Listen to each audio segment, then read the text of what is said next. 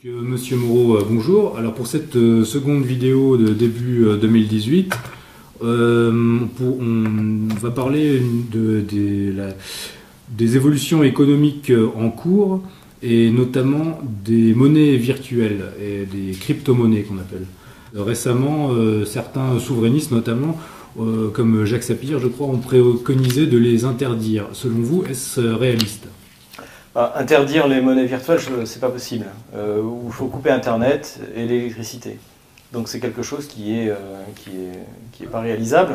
La question c'est qu'est-ce qu'on peut en faire, et au-delà des monnaies virtuelles, qu'est-ce qu'on peut faire de la technologie sur laquelle ça repose, c'est-à-dire la technologie du blockchain, qui est, pour parler simple, qui permet, pour parler simple, d'avoir un algorithme décentralisé qui est autonome et qui règle finalement une monnaie.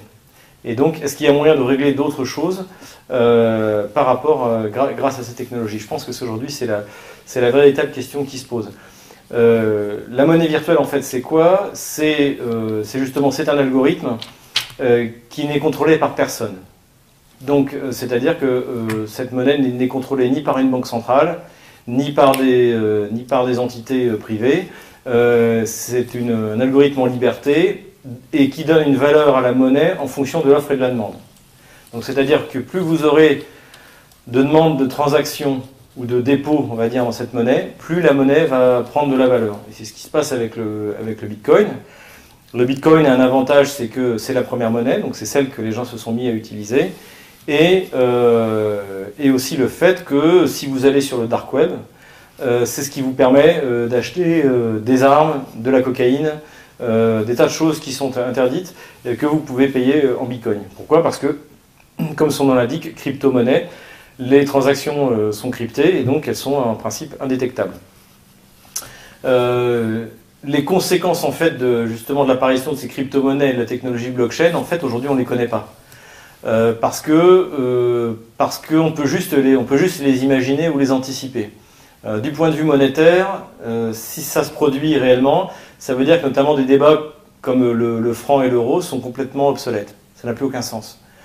Puisque finalement aujourd'hui, si vraiment il doit y avoir une monnaie européenne, à la limite ce serait la Banque Centrale Européenne d'émettre une monnaie virtuelle, mais dont elle perdrait le contrôle. Puisque le principe des monnaies virtuelles, c'est qu'elles ne sont pas gérées par une banque centrale, mais c'est qu'elles sont en totale liberté. Et d'ailleurs, l'idée qui sous-tendait à la création de la monnaie virtuelle, donc en 2008, c'était justement après la crise de faire une monnaie qui soit indépendante des banques centrales, qu'on ne puisse pas manipuler. Pour en finir avec le Bitcoin aujourd'hui pose un problème parce que c'est devenu un objet de spéculation. Donc effectivement, comme encore une fois les transactions Bitcoin ont été très importantes, comme elles sont notamment utilisées énormément sur le dark web, finalement le nombre de transactions a augmenté, la demande de Bitcoin a augmenté, donc le Bitcoin a pris de la valeur.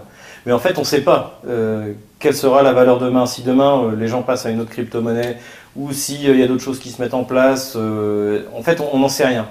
Et à mon avis, l'avenir de la technologie blockchain, c'est pas de créer des monnaies qui soient un objet spéculatif.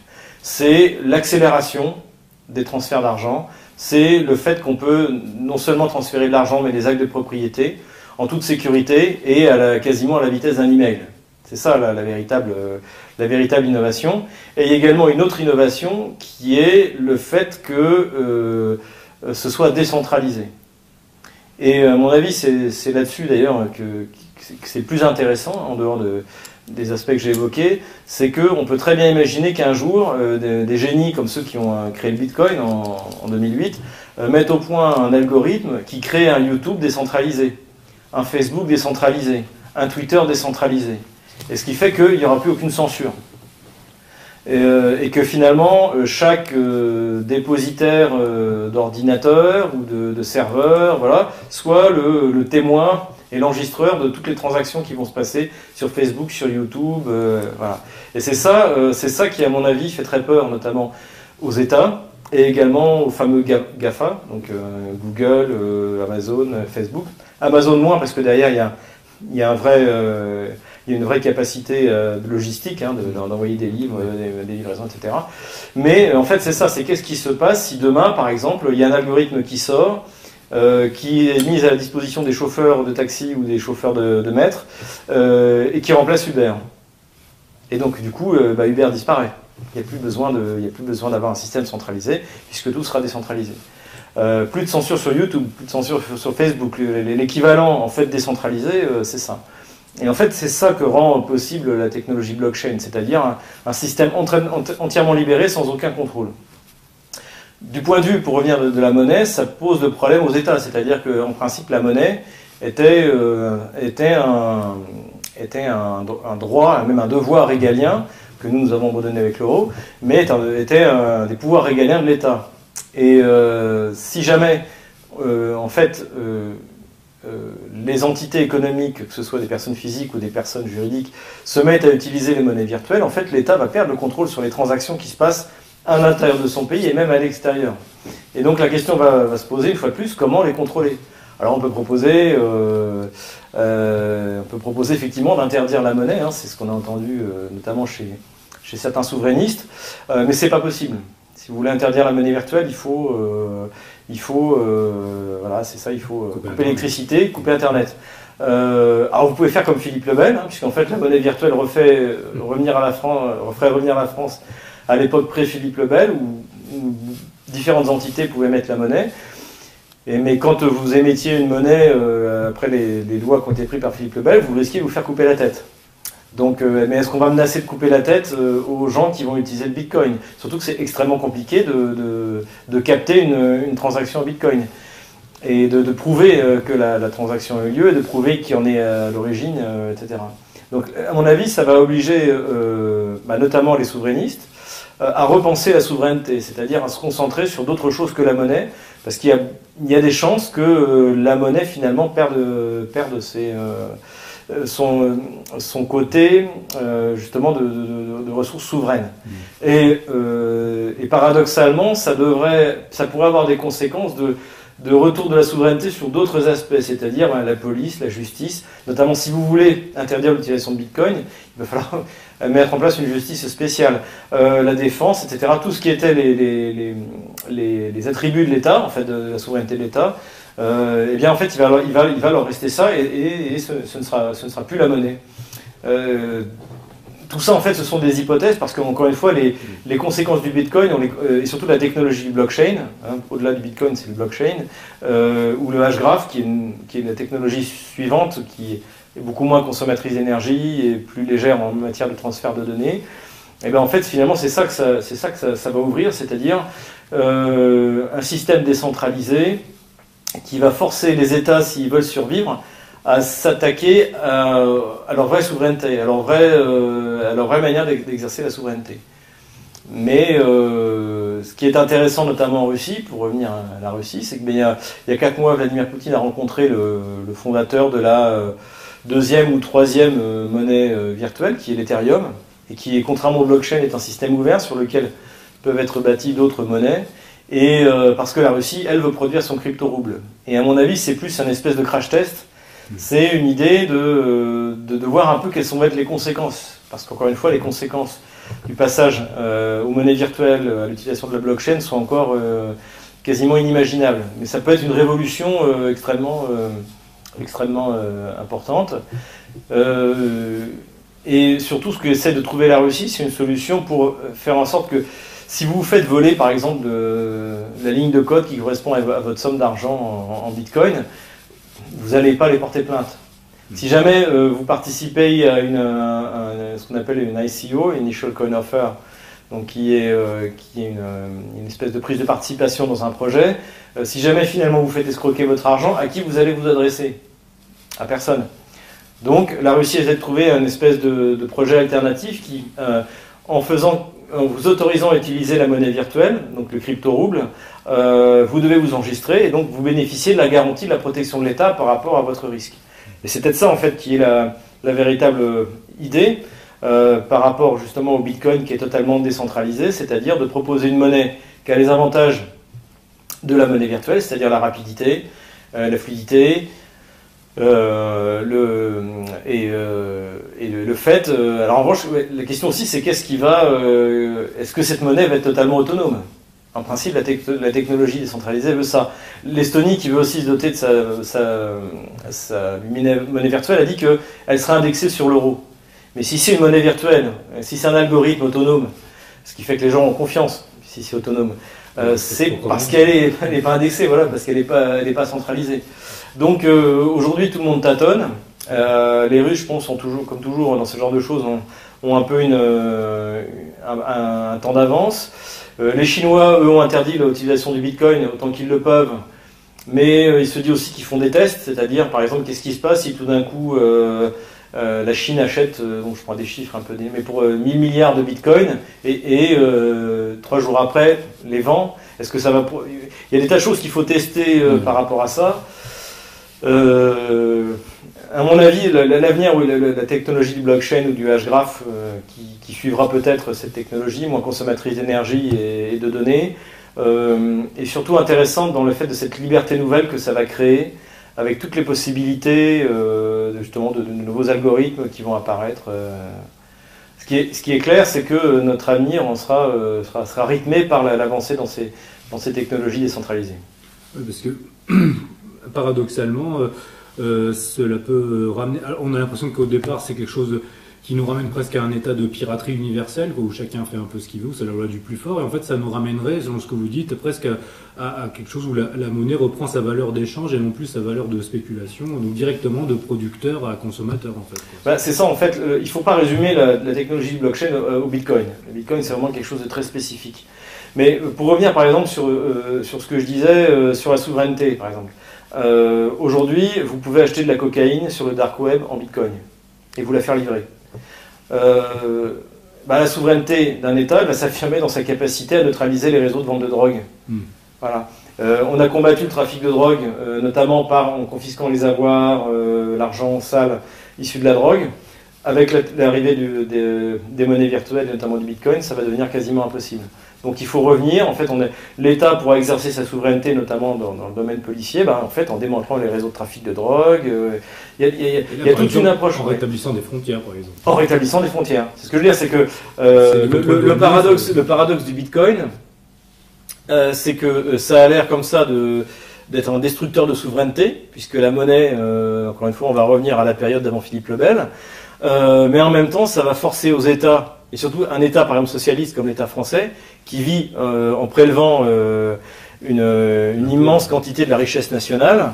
Si tout d'un coup, les fournisseurs, les employés, tout le monde se met d'accord pour être payé en Bitcoin parce que plus personne ne fait confiance à l'euro, il ne pourra pas faire grand-chose contre ça. Donc il sera obligé, pour continuer à survivre, surtout qu'en France on a quand même un parti unique énorme qui doit vivre, il sera obligé de trouver d'autres moyens de prélever la richesse et donc de renforcer la souveraineté sur les frontières, sur la justice, donc on peut assister à des phénomènes assez contradictoires, où vous verrez finalement les chantres du néolibéralisme, donc de la libre circulation des produits, des biens, etc., pour permettre au parti unique, donc je pense surtout le cas de la France, comme le parti unique français, il faut qu'il continue à prélever la richesse sur les gens qui travaillent. Et si ces gens qui travaillent passent en monnaie virtuelle, ils ne pourront plus le faire. Et donc on va finalement assister peut-être à un retour de la souveraineté policière ou judiciaire de la part des porteurs justement de l'abolition des frontières. On peut assister à des choses assez intéressantes dans les années qui vont venir, effectivement. Alors concrètement, est-ce que vous pouvez résumer ce qu'est la technologie blockchain pour les internautes qui ne connaissent pas bien? Alors la technologie blockchain, en fait, c'est un algorithme qui a été lancé sur des serveurs en 2008 au moment de la crise. Parce que, donc on cite un nom, j'ai oublié, d'un soi-disant informaticien japonais qui l'aurait lancé, mais en fait, a priori, on a plus affaire à une équipe. Et donc, il voulait permettre aux gens d'utiliser une monnaie qui soit indépendante des banques centrales, qu'on ne puisse pas manipuler. Et donc, c'est un algorithme qui fait que toutes les transactions de gens qui utilisent cette monnaie sont enregistrées par tout le réseau. Et le réseau, c'est quoi? C'est ce qu'on appelle des fermes ou des mines de gens qui ont des serveurs et qui permettent au réseau de fonctionner. Et donc, le Bitcoin consomment énormément d'énergie et de serveurs. Et c'est pour ça que dans l'algorithme, il est prévu que ceux qui fournissent des serveurs soient rétribués en Bitcoin pour cette mise à disposition des serveurs, donc ce qu'on appelle les mineurs, qui permettent d'alimenter ce fonctionnement. Voilà, c'est ça. Et donc, à partir de là, il y a toute une économie qui s'est créée. Donc, il y a les mineurs. Donc, il y en a beaucoup en Russie, puisque l'électricité n'est pas chère. Qu'en plus, ils s'installent dans le nord, puisqu'il faut du refroidissement, comme pour les serveurs. Dans le nord, il fait froid. Donc, il y a beaucoup de mineurs qui se sont installés. Donc, ça, c'est une première source d'argent. Ensuite, il y a des gens qui utilisent cette technologie parce qu'elle est rapide. Parce qu'encore une fois, vous pouvez changer très rapidement et ça coûte beaucoup moins cher que de passer par une banque. Mais il y a des gens qui vivent de cette activité, de oui. mineurs, par exemple. Ah oui, bien sûr, il y a des fermes. Hein, vous avez des rangées de serveurs voilà, et qui sont rémunérés en Bitcoin. Alors, ce qui est intéressant, c'est que les fondateurs de l'algorithme, en fait, ont limité la production de Bitcoin, je crois, à 21 millions, ce qui devrait nous amener jusqu'en 2050. Et on ne sait pas après ce que ça va donner. Donc, mais bon, déjà, on peut trader des fractions de Bitcoin. Enfin, tout est. Oui. Mais par exemple, un fermier ou un mineur qui concrètement, comment dans sa rue il va acheter ses légumes qu'il a besoin? Alors, il y a des magasins maintenant, il y a des pays où le Bitcoin est accepté. Vous allez en Suisse, vous avez des terminaux, vous pouvez acheter du Bitcoin. Je crois qu'en magasin, en Russie, il y a des magasins sur Internet où vous pouvez acheter en Bitcoin. Il y a, je crois, c'est le Niger ou le Nigeria qui aussi commence à l'utiliser. Il y a des pays comme l'Estonie. L'Ukraine a émis l'idée d'avoir un Bitcoin, mais bien sûr, ça, ceux qui financent l'Ukraine ne veulent pas, parce que déjà que l'argent qui est envoyé à l'Ukraine est siphonné. Si en plus il y a une monnaie virtuelle qui apparaît, ça va partir.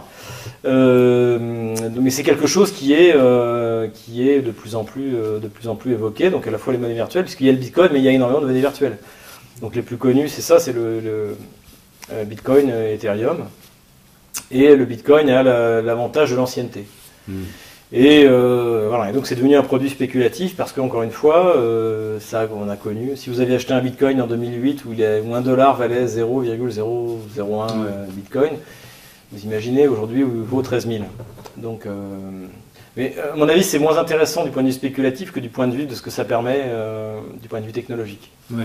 C'est vraiment, une bascule qui permet d'accélérer les échanges comme jamais. C'est-à-dire d'autres monnaies qui peuvent apparaître de ce genre-là ou... il y a déjà plusieurs dizaines, sans doute même maintenant des centaines de monnaies virtuelles.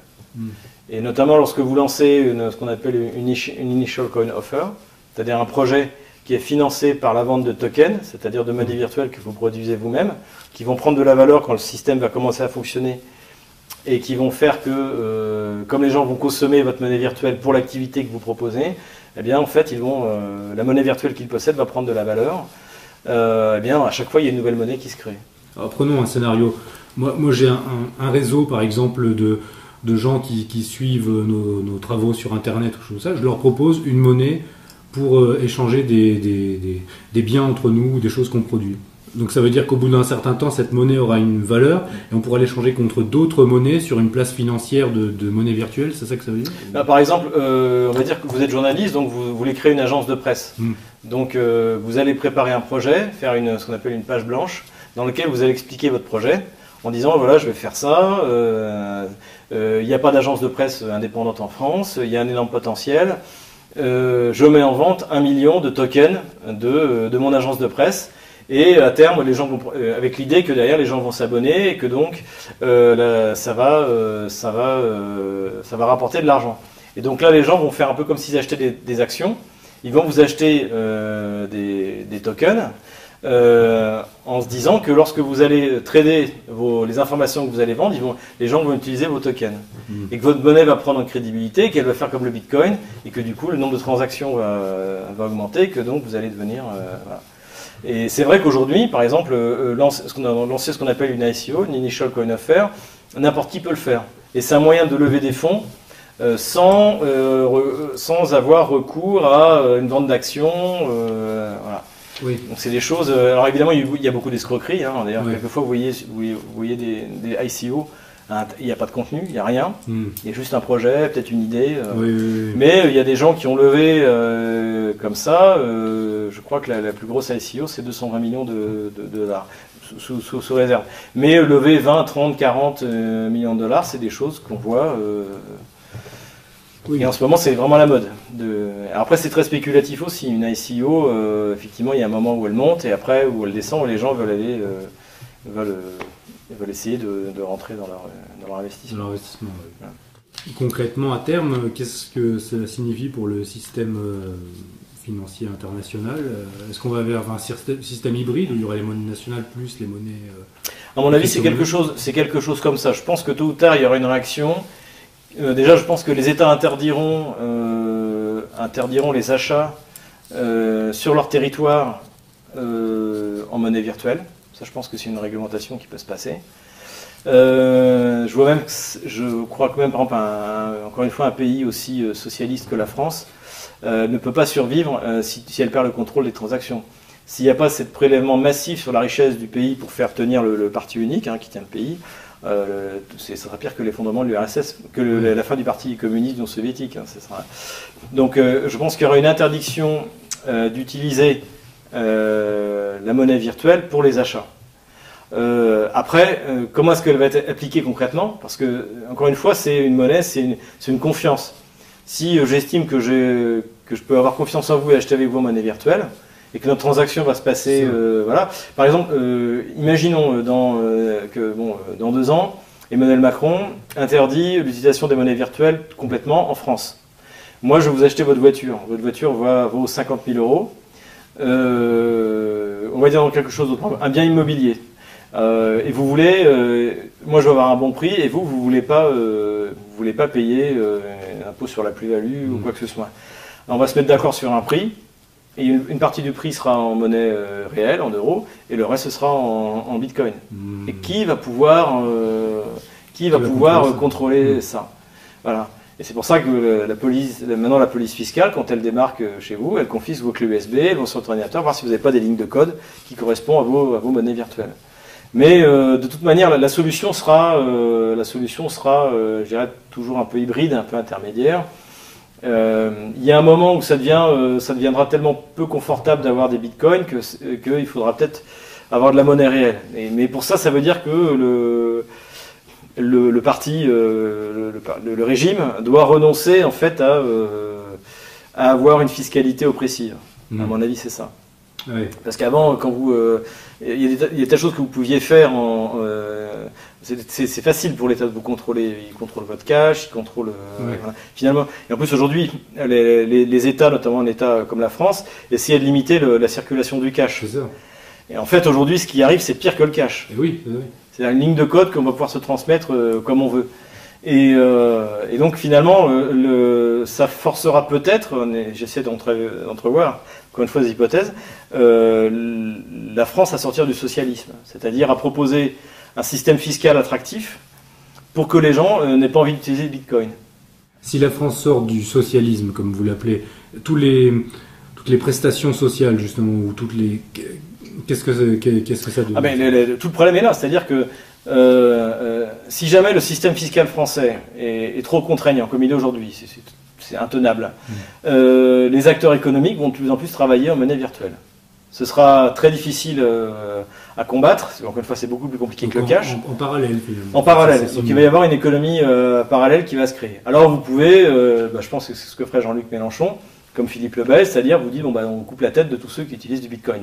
Mais à mon avis, tout le monde va en utiliser, donc c'est pas voilà. Ou alors vous créez un système fiscal équilibré, où finalement l'entrepreneur, celui qui a plus d'avantages à utiliser la monnaie réelle, la monnaie nationale, pour réaliser ses achats, que d'essayer de passer par le Bitcoin, qui est toujours une transgression. Mais ce qui est clair, c'est que je pense que je vois pas comment un pays peut tenir fiscalement en autorisant les échanges en monnaie virtuelle. Alors maintenant, peut-être qu'on va trouver une autre solution, mais voilà, il va y avoir une espèce de concurrence au niveau fiscal. Et à moins d'interdire Internet. Voilà. Ça, c'est parce qu'il y a tellement aujourd'hui de serveurs, il y a des places de marché virtuels où les gens achètent, vendent en permanence des monnaies virtuelles contre des monnaies virtuelles, contre de la monnaie réelle, contre c'est absolument... et finalement, le système répressif un peu socialiste à la française, face aux monnaies virtuelles, je ne sais pas comment il va s'en sortir. Ah oui. Alors c'est le paradoxe un petit peu, c'est-à-dire Macron et tous ceux qui se font les chantres de la modernité vont être un petit peu balayés. Je me souviens pour les primaires, vous voyez Madame Kosciusko-Morizet qui parlait de l'économie numérique, parce que ça sonne bien. Oui. Non, mais en fait, ce dont ils ne se rendent pas compte, c'est qu'en fait, l'arrivée justement de la décentralisation des algorithmes, de tout ce qui se passe sans contrôle, c'est la fin un peu de leur univers. C'est-à-dire l'univers de l'hyperclasse socialiste, un peu sur le modèle soviétique, qui se donne les bons postes, voilà. Parce que tout ça fonctionne parce que en fait cette espèce de parti parasite, de grand parti unique parasite qui dirige la France, prélève la richesse chez les gens qui travaillent. Et les gens qui travaillent ont de moins en moins envie de partager leur richesse avec des gens qui ne servent à rien. Et donc effectivement, on va arriver à des scénarios où finalement ceux qui sont les chantres de l'économie numérique vont se rendre compte que c'est ce qui va les enterrer. Si Macron va au bout de la révolution numérique, il sera plus payé. Voilà. En gros, pour caricaturer un peu. Donc les gens qui ne sont rien vont les balayer. Tout à fait. Non, mais il faut voir une chose, c'est que Internet a développé une liberté, notamment une première étape, même si ça ne permet pas de gagner l'élection en France, mais ça a permis une liberté de transmettre l'information qui est unique. Et aujourd'hui, on est à l'étape suivante, c'est-à-dire que ça va permettre de faire des échanges sans que ça se sache. Mais moi, c'est pas tellement sur le niveau de la monnaie en fait que j'attends même si pour la révolution va être colossale à mon avis, c'est surtout au niveau si un jour il y a quelques génies qui arrivent à sortir, imaginez un YouTube décentralisé. Il n'y a plus de modérateurs, vous pouvez mettre en ligne une vidéo. Vous ne contrôlez pas les commentaires, personne et on peut pas bloquer le site puisque encore une fois la solution c'est de couper Internet puisque de manière tout est hébergé par tout le monde. Oui, c'est ça. Imaginez aujourd'hui on voit bien notamment il y a toute une volonté de censurer tout ce qui est conservateur, identitaire, etc. sur YouTube, sur Facebook. Mais imaginez un Facebook décentralisé qui fonctionne comme un algorithme autonome que personne ne contrôle. Aujourd'hui, vous n'êtes pas content de ce qui se passe sur Facebook, vous faites comme on fait aux États-Unis ou en France, vous appelez le fondateur de Facebook et puis vous le mettez au garde à vous, vous lui dites voilà maintenant, sinon j'interdis Facebook en France, voilà. Mais si c'est décentralisé, vous allez convoquer qui ? Oui, sauf qu'après, on va dire que Facebook ou YouTube, il y a quand même une architecture du site. Enfin, il faudrait bien que quelqu'un produise ça et oui, on fera ça. Pourquoi pas c'est des choses. L'idée, c'est l'idée de la décentralisation. Chacun héberge une partie du contenu. Voilà, c'est-à-dire que vous avez, en fait, finalement, YouTube, Facebook, Twitter, Uber, c'est des transactions. C'est ça. Uber, c'est une transaction. Si par exemple, tout d'un coup, il y a un algorithme qui apparaît, qui est mis à disposition des chauffeurs de taxi et des clients, qui vous permet de commander un véhicule. Il faut voir que le Bitcoin, c'est quand même extrêmement évolué. Puisque dès le début, il était prévu que des mineurs seraient payés en Bitcoin pour construire des fermes. Vous imaginez qu'est-ce qui se passe si demain, il y a un algorithme décentralisé qui sort sur les taxis, taxis mobiles ? C'est Uber qui a remplacé les autres. Uber qui ne possède pas une voiture va être balayé. C'est-à-dire que le chauffeur, le taxi, il va utiliser l'algorithme et il va avoir ses clients avec un système de paiement. Alors c'est compliqué, hein, mais encore une fois, il n'y a pas de... Et surtout, ce sera nulle part, ce sera décentralisé. C'est assez étonnant parce que finalement, ça rejoint l'idée de...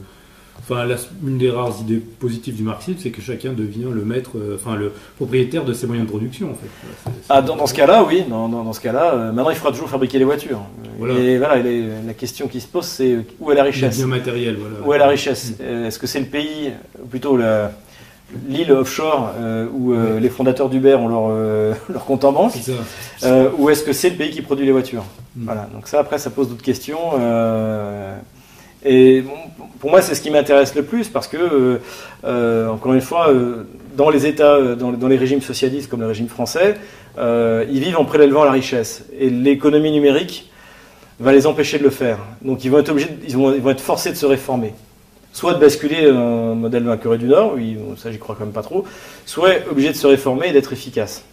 Est-ce que ça veut dire qu'à terme, on verra des acteurs para-étatiques émerger en s'appuyant sur ce... Je pense pas, parce que justement, les acteurs para-étatiques, c'est les GAFA. Ah oui, Google, oui. Amazon, Facebook. Ouais. Donc voilà, mais encore une fois, ce que j'espère, ce que j'appelle de mes voeux, enfin peut-être risqué, mais c'est justement des processus décentralisés qui seront. Vous pourrez, alors évidemment, ce sera délicat parce que tout deviendra possible. Bah, comme aujourd'hui le Bitcoin sur le dark web, Oui. vous pouvez acheter. C'est pas mon activité, enfin, je suis pas allé dessus, mais vous pouvez acheter de la drogue, peut-être des prostituées, armes, des armes, voilà.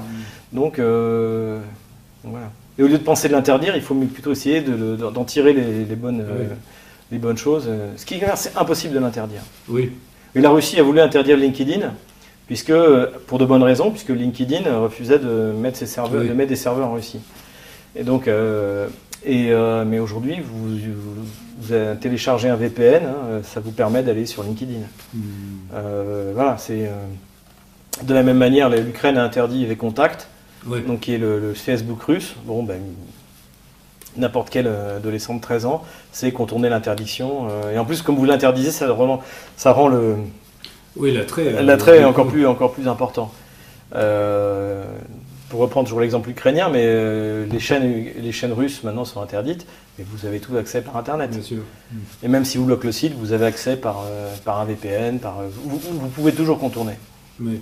Donc voilà, il faut apprendre à être souple. Donc ça veut dire que finalement on va dire des néo-souverainistes ou des souverainistes contemporains finalement pourraient avoir l'idée que plutôt que de condamner ces évolutions, plutôt s'en rendre maître. Ah oui. Et ça nous permet ils peuvent les condamner, ça ne changera rien. Ça changera rien.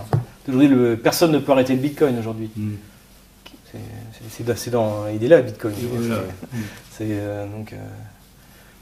Par exemple, Philippe le Bel avait raison de prendre le contrôle de la monnaie parce que c'était une manière d'affirmer la souveraineté. Mais en même temps, à peine l'avait-il fait qu'il commençait déjà à rogner sur l'or.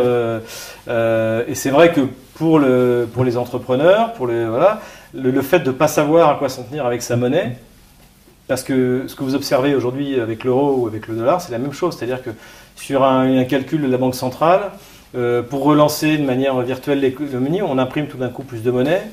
Ce qui fait que c'est de la monnaie qui part dans les banques, puisque c'est elles qui sont chargées de distribuer, qui investissent non pas dans l'économie réelle, mais dans les produits financiers. Donc en fait, ça contribue à creuser, en fait, à détruire la substance réelle économique productive des pays. Voilà, donc finalement, quand vous êtes entrepreneur, vous avez besoin de payer, d'acheter des fournisseurs, toutes ces manipulations de la monnaie sont intolérables. Et la monnaie virtuelle permet d'avoir une monnaie finalement qui dépend entièrement du marché. Ça c'est clair. Oui. Donc c'est un autre risque. Oui. Et c'est pour ça que je pense que la solution, ça peut être justement le crypto-rouble. Mais de toute manière, par exemple, vous prenez le rouble aujourd'hui, la Banque centrale, contrairement depuis la fin 2014, elle ne soutient plus, elle dépense plus l'argent pour acheter du rouble. Donc le rouble, en fait, il est aujourd'hui comme une monnaie virtuelle. Il est complètement...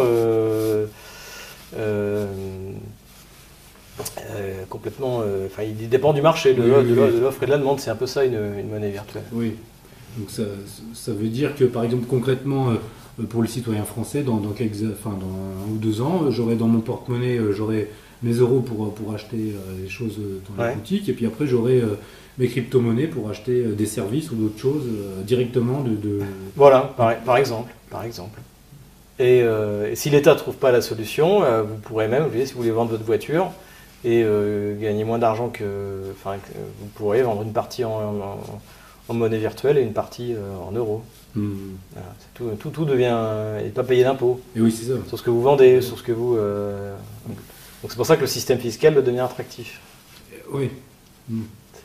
Ça va forcer ça peut peut-être forcer la France à sortir du socialisme. Ouais. Et encore une fois, tout ça c'est des hypothèses. Oui. Vladimir Poutine, encore une fois, a rencontré le fondateur de l'Ethereum il y a 4 mois. Depuis, ils ont annoncé le lancement d'un crypto-rouble. Il y a des transactions bancaires qui se font en blockchain entre les banques russes, parce que c'est beaucoup plus rapide. Donc tout est... Parfait. Merci Monsieur Moreau pour cette introduction et puis à bientôt au cours de cette année. À bientôt.